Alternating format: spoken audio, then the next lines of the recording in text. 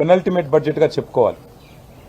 ఎందుకు అంటే last year పెట్టే బడ్జెట్ ఇట్లాగూ కేవలం కొన్ని నెలల కోసమే పెట్టే బడ్జెట్ కాబట్టి మరి రాబోయే సంవత్సరం అంటే 27లో పెట్టేది వారి చివరి బడ్జెట్ అవుతుంది. దానికంటే ముందుండే ఈ బడ్జెట్ పెనల్టిమేట్ బడ్జెట్ అవుతుంది. రాష్ట్ర ప్రభుత్వం యొక్క ప్రాధాన్యాలు, రాష్ట్ర ప్రభుత్వం ఇచ్చిన హామీల విషయంలో వారి చిత్తశుద్ధి ఈసారి ఈ బడ్జెట్ ద్వారా స్పష్టంగా బయటపడబోతుందనేది మా పార్టీ యొక్క ఆలోచన.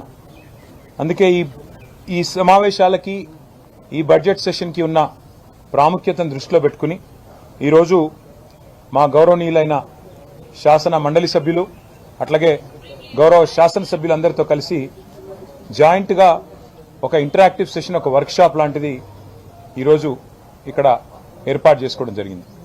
ఇందులో మరి ఆల్మోస్ట్ ఈ బడ్జెట్ పెడితే 60% కాంగ్రెస్ పార్టీకి ప్రజలిచ్చిన వ్యవధి అయిపోతుంది. అంటే వారి హామీలు నెరవేర్చడానికి వారికి 5 బడ్జెట్లు పెట్టే అవకాశం ఉంటే ఈ 3వ బడ్జెట్ పెట్టేస్తే 60% సమయం అయిపోతుంది. కాబట్టి మరి ఈ బడ్జెట్లో ఏ రకంగా మనం ప్రధాన ప్రతిపక్షంగా కాంగ్రెస్ పార్టీని వారిచ్చిన హామీల విషయంలో కానీ, ప్రజల తరపున వాళ్ళు చేస్తున్న అరాచకాల విషయంలో కానీ ఏ రకంగా ప్రశ్నించాలి, బడ్జెట్ను కూడా ఏ రకంగా విశ్లేషించాలి, ఎలా మనం ప్రవర్తించాలి అన్న దాని మీద చాలా వివరంగా ఈ ఓరియంటేషన్ సెషన్ సుదీర్ఘంగా జరిగింది.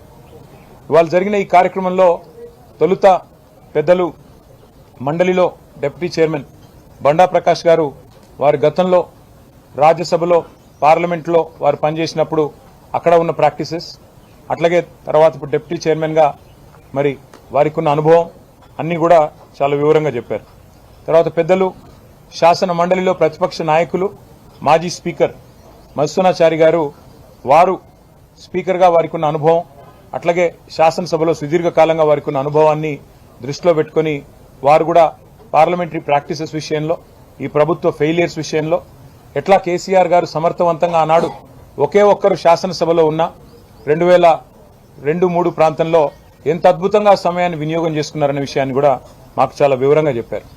అట్లాగే పెద్దలు హరీష్ రావు గారు, తలసాని శ్రీనివాస్ యాదవ్ గారు, శ్రీమతి సబితా ఇంద్రారెడ్డి గారు, రావుల చంద్రశేఖర్ రెడ్డి గారు కూడా చాలా విషయాల్లో మాకు లోతైన మరి సమాచారం, విలువైన సూచనలు ఇవన్నీ కూడా ఇవ్వడం జరిగింది.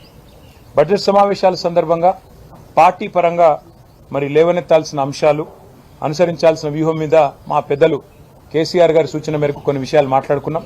తదుపరి మళ్ళీ కూడా ఈ విషయంలో ప్రత్యేకంగా సమావేశం కూడా ఉంటుంది. ప్రొఫెసర్ నాగేశ్వర్ గారు కూడా మాజీ శాసన మండలి సభ్యులు, అందరికీ పరిచయమైన నాగేశ్వర్ గారు సుపరిచితులు.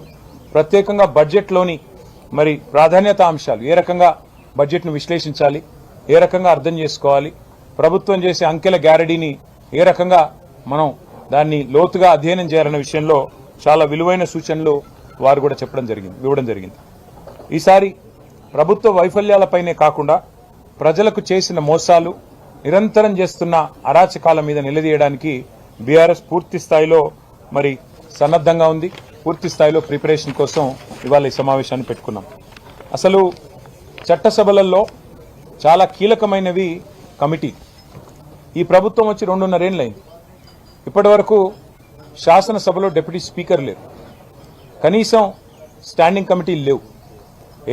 విధిగా వేయాల్సిన కమిటీలు కూడా మరి చాలా దుర్మార్గంగా, పబ్లిక్ అకౌంట్స్ కమిటీ నిజానికైతే ప్రధాన ప్రతిపక్షం దానికి చైర్మన్గా ఉంటారు. మా పార్టీ తరఫున పెద్దలు కేసీఆర్ గారు హరీష్ రావు గారి పేరును ప్రతిపాదిస్తే పీఏసీ చైర్మన్గా, ఆ రోజు స్పీకర్ గారు ముఖ్యమంత్రి గారి కనుసన్నల్లో మా పార్టీ నుంచి డిఫెక్ట్ అయిన, మా పార్టీ నుంచి పార్టీ మారిన, కాంగ్రెస్లో చేరిన శేర్లింగంపల్లి ఎమ్మెల్యే గారికి అవకాశం ఇచ్చి ఇవాళ ప్రజాస్వామిక విలువలను కూడా తుంగలో దొప్పారు, రాజ్యాంగ స్ఫూర్తిని కూడా మంటగలిపారు. ఒక్కటంటే ఒక్క సెలెక్ట్ కమిటీ లేదు, స్టాండింగ్ కమిటీ లేదు, అసెంబ్లీ నడపాలన్న ఇష్టం కూడా వాళ్ళకి లేదు నిజానికి. కానీ ఏదో నడపక తప్పని పరిస్థితుల్లో అనివార్యంగా బడ్జెట్ పాస్ చేసుకోవాలి, లేకపోతే మరి ₹1 కూడా ఖర్చు చేసే అవకాశం ఉండదు. కాబట్టి ఇవాళ ఏదో తూతూ మంత్రంగా అసెంబ్లీ నడిపే ప్రయత్నం రాష్ట్ర ప్రభుత్వం చేస్తూ ఉంది. కాంగ్రెస్ ప్రభుత్వం ఇవాళ బయట పేదవాళ్ల ఇళ్ల మీద బుల్డోజర్ ప్రయోగిస్తున్న విషయం మీ అందరికీ తెలుసు. అది ఖమ్మం అయితేనేమి, మహబూబ్ నగర్ అయితేనేమి, ఇవాళ చేవెళ్ళ అయితేనేమి, ఎక్కడైతేనేమి, రాష్ట్రంలో హైదరాబాద్ అయితేనేమి, ఎక్కడికక్కడ బుల్డోజర్ విధానాన్ని తెచ్చారు. శాసనసభలో కూడా అదే బుల్డోజింగ్ టాక్టిక్తో పోదామని చూస్తూ ఉన్నారు. మందబలంతో మా గొంతు నొక్కే ప్రయత్నం చేస్తూ ఉన్నారు. కేవలం అబద్దాలు, అసత్యాలు, అర్ధసత్యాలు, పచ్చి అభూత కల్పనలతో టైంపాస్గా, కాలక్షేపంగా శాసనసభ సమావేశాలను, శాసన మండలి సమావేశాలను మార్చే ప్రయత్నం చేస్తూ ఉన్నారు. ప్రజలకిచ్చిన హామీల విషయంలో, 6 గ్యారంటీల విషయంలో వారి నాయకుడు రాహుల్ గాంధీ గారు మాటిచ్చారు. మొట్టమొదటి కేబినెట్ సమావేశంలోనే ప్రభుత్వం ఏర్పడ్డ తర్వాత మేము 6 గ్యారంటీలకు చట్టబద్ధత కల్పిస్తాము, వెంటనే చేస్తామన్నారు. మరి 2.5 ఏళ్లు కావస్తా ఉంది. చట్టబద్ధత అనేది ఎప్పుడో చుట్టబండలు అయిపోయింది. అందుకే మేము పార్టీగా నిర్ణయం తీసుకున్నాం. ఒక ప్రైవేట్ మెంబర్ బిల్లును 6 గ్యారంటీల అమలును డిమాండ్ చేస్తూ రాష్ట్ర ప్రజల పక్షాన 2,500 రూపాయలు ఎప్పుడొస్తాయా అని ఎదురు చూస్తున్నా మహాలక్ష్ములు మా ఆడబిడ్డల పక్షాన 1,67,00,000 మంది 18 ఏళ్లు నిండిన ఆడబిడ్డలు, వారందరి తరఫున మేము ప్రైవేట్ మెంబర్ బిల్లు ప్రవేశపెడతా ఉన్నాం. 4,000 పెన్షన్ ఎప్పుడొస్తుందా అని ఎదురు చూస్తున్న 46 లక్షల మంది వృద్ధులు, వితంతువులు, నేతన్నలు, గీతన్నలు, వారందరి తరఫున, బీడీ కార్మికులు, ఒంటరి మహిళలు, వారందరి తరఫున 46 లక్షల మంది తరఫున ఈ ప్రైవేట్ మెంబర్ బిల్లు పెడుతున్నాం. తప్పకుండా ప్రభుత్వం మద్దతు ఇవ్వాలని చెప్పి డిమాండ్ చేస్తా ఉన్నాం. అట్లాగే వారు చెప్పారు, దివ్యాంగుల విషయంలో 6,000 పెన్షన్ ఇస్తామని చెప్పారు. మరి లక్షలాది మంది దివ్యాంగులు, రాష్ట్ర వ్యాప్తంగా ఉన్న లక్షలాది మంది దివ్యాంగుల తరఫున మరి ఈ ప్రైవేట్ మెంబర్ బిల్లు పెడతా ఉన్నాం. 6 గ్యారంటీలకు చట్టబద్ధత కల్పించాలని అసెంబ్లీలో మరి ప్రజలకిచ్చిన వాగ్దానాలను గాలి కొదిలేసి, గాలి మాటలు, కాలక్షేపం కబుర్లతో కాలక్షేపం చేయాలనుకుంటున్న ప్రభుత్వాన్ని నిలదీయడానికే ఇవాళ బీఆర్ఎస్ సైన్యం ఈ ఓరియంటేషన్ సెషన్ పెట్టుకున్నది. రాహుల్ గాంధీ గారి కుటుంబానికి, గాంధీ పరివార్కి 1000 కోట్లు పంపుతానని చెప్పిన ముఖ్యమంత్రి గారు కొత్తగా రాహుల్ బంధు పథకం పెట్టినట్టున్నారు. రైతు బంధు మార్చి 10కి కూడా దిక్కులేదు. ముచ్చటగా మూడోసారి రేవంత్ రెడ్డి గారి ప్రభుత్వం వచ్చినాక రైతు బంధు ఎగ్గొట్టే ప్రయత్నం చేస్తా ఉన్నాడు. గతంలో 2 సార్లు ఎగ్గొట్టాడు. ఇప్పుడు ముచ్చటగా మూడోసారి కూడా ఎగ్గొడతా ఉన్నాడు. అందుకే రాష్ట్రంలోని 70 లక్షల మంది రైతుల తరపున 6 గ్యారంటీలకు చట్టబద్ధత కల్పిస్తే 15,000 వేస్తానన్న మాట నిజమైతది. కాబట్టే ఈ ప్రైవేట్ మెంబర్ బిల్లు ప్రవేశపెట్టబోతా ఉన్నాం. అట్లాగే 10 ఏళ్లలో ఆర్థిక వృద్ధిలో మెరుపు వేగంతో దూసుకొని పోయిన తెలంగాణను తిరోగమన విధానాలతో ఈ ప్రభుత్వం ఇవాళ దారుణంగా దెబ్బతీస్తా ఉన్నది. వీళ్ళు మోసం చేయని వర్గం లేదు, కుప్పకూల్చని రంగం లేదు. 1 కోటి మంది మహిళల్ని కోటీశ్వర్లు చేస్తామని చెప్పి డైలాగులు తప్పకుండా అడుగుతాం ముఖ్యమంత్రి గారిని, ప్రభుత్వాన్ని. ఎంతమంది మహిళలు కోటీశ్వర్లు అయినారు, ఎంతమంది లక్షాధికారులు అయినారు మీ ప్రభుత్వం వచ్చాక చెప్పమని అడుగుతాం. మరి ఆ తల్లులందరికీ ఎందుకు మహాలక్ష్మి అమలు చేయట్లేదు నిలదీస్తామని చెప్పి కూడా ఈ సమావేశాల సందర్భంగా మాట్లాడుకున్నాం. అట్లాగే రైతులందరూ బోనస్ ఎప్పుడొస్తుంది, యూరియా బస్తాలు కనీసం దొరుకుతలేవనే బాధలో ఉన్నారు. అనుముల వారు ఎరువులు కూడా ఇచ్చే పరిస్థితి లేదు. వాళ్ళ తరపున కూడా, రైతుల తరపున కూడా తప్పకుండా ఈ ప్రభుత్వాన్ని నిలదీస్తాం. ఇక కరెంటు కష్టాలు మళ్లీ మొదలైనాయి. పంటలు ఎండిపోతా ఉన్నాయని చెప్పి రైతులు అధికారుల కాళ్ల వేళ్ల పడతా ఉన్నారు. తప్పకుండా ఎండుతున్న పంటలు, కరెంటు కోతల మీద కూడా ఈ ప్రభుత్వాన్ని తప్పకుండా నిలదీస్తాం. ఇండ్ల కూల్చివేతల మధ్యన జరుగుతున్న ఈ బడ్జెట్ సమావేశాలు తప్పకుండా వాటి విషయంలో కూడా ఈ ప్రభుత్వాన్ని ఆ పేదల పక్షాన వారి రోదనల, వారి వేదనలన్నీ విన్నవారుగా, వారికి అండగా నిలబడ్డవారుగా తప్పకుండా ఖమ్మంలోని వెలుగుమట్ల బాధితుల తరపున, మూసీ బుల్డోజర్ల అడ్డంగా నిలుస్తున్న మా రాజేంద్రనగర్ పరివాహక, మూసీ పరివాహక ప్రాంతంలోని పేదల తరపున, రాష్ట్ర వ్యాప్తంగా మరి ఈరోజు ఈ ప్రభుత్వ జులుం వల్ల మన భూములు కోల్పోతున్న, అసైన్మెంట్ భూములు కోల్పోతున్న పేద దళితులు, పేద గిరిజనుల తరపున ఈ శాసనసభ సమావేశాల్లో తప్పకుండా నిలదీస్తాం. అట్లాగే నిరుద్యోగులు 2 లక్షల ఉద్యోగాలు ఎదురు చూస్తా ఉన్నారు. ఈ ప్రభుత్వం వచ్చిన తర్వాత మొదటి సంవత్సరంలోనే 2 లక్షల ఉద్యోగాలు ఇస్తామన్న రాహుల్ గాంధీ గారి హామీ ఏమైంది, జాబ్ క్యాలెండర్ ఏమైంది, ఇవన్నీ కూడా తప్పకుండా ప్రభుత్వాన్ని, తెలంగాణ యువత తరపున నిలదీస్తాం. అట్లాగే మరి తప్పుడు అంకెలతో, మభ్యపెట్టే మాటలతో, లేని అప్పులు ఉన్నట్టుగా చూపెడుతూ కట్టని మిత్తిలు కట్టినట్టుగా చూపెడుతూ ఏదైతే నాటకీయతతో ఈ ప్రభుత్వం నెట్టుకొస్తుందో దాని విషయంలో కూడా తప్పకుండా ఈ ప్రభుత్వాన్ని బడ్జెట్ సమావేశాల్లో అంకెలతో సహా వాళ్ళను ఎండగట్టాలని చెప్పి కూడా ఈ సమావేశంలో మేము మాట్లాడుకున్నాం. ఈసారి ఈ బడ్జెట్ సమావేశాల్లో తప్పకుండా ఈ ప్రభుత్వం ఏ కుంభకోణాలు అవినీతి తిమింగలాలు ఎవరైతే ఈ ప్రభుత్వ పెద్దలు ఉన్నారో వాటి మీద కూడా సింగరేణైతేనేమి ఇతర భూ కుంభకోణాలైతేనేమి వాటి విషయంలో కూడా ఈ ప్రభుత్వాన్ని వదిలిపెట్టం. ఎందుకంటే తెలంగాణలోని ఏ వర్గానికి ఇవ్వడానికి ఒక రూపాయి లేదు నీ దగ్గర. తెలంగాణలోని ఏ ఒక్క వర్గానికి, దళితులకు గిరిజనులకు మీరు చెప్పారు, చేవెళ్లలో చెప్పారు, కేసీఆర్ గారు దళిత బంధిస్తుంటే 10 లక్షల రూపాయలు మేము 12 లక్షలు ఇస్తామన్నారు. 12 పైసలు ఇవ్వాలటి వరకు ఒక్క మనిషికి ఇచ్చిన పాపాన పోలేదు. అందుకే తెలంగాణలోని దళిత గిరిజన బిడ్డల తరపున ఈ ప్రభుత్వాన్ని ఈ బడ్జెట్లో నిలదీయబోతా ఉన్నాం.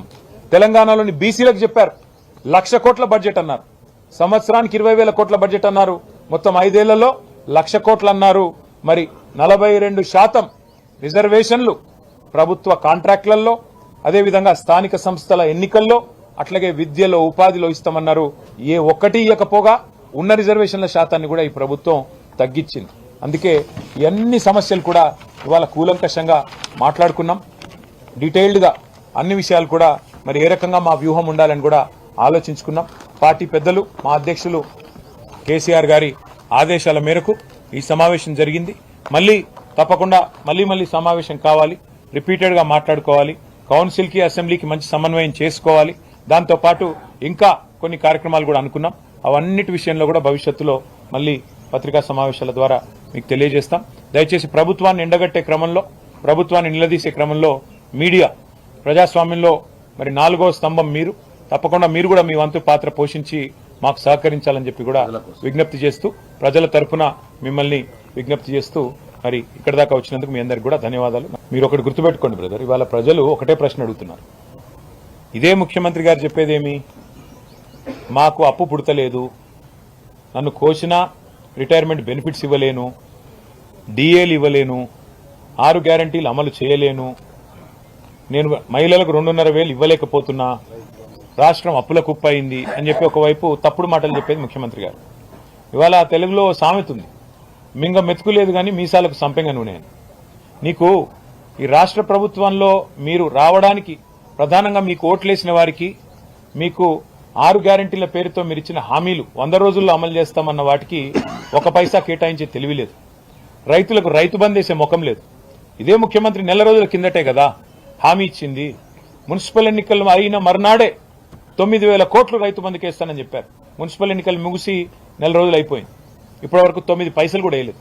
అందుకే మేము అడుగుతున్నాం, ముందు మీరు ఇచ్చిన హామీలు నెరవేర్చండి, మూసి కట్టండి, ప్రజలకు మంచి పునరావాసం కల్పించాలని అడుగుతున్నాం, ఇండ్లు కూలగొట్టొద్దని అడుగుతున్నాం.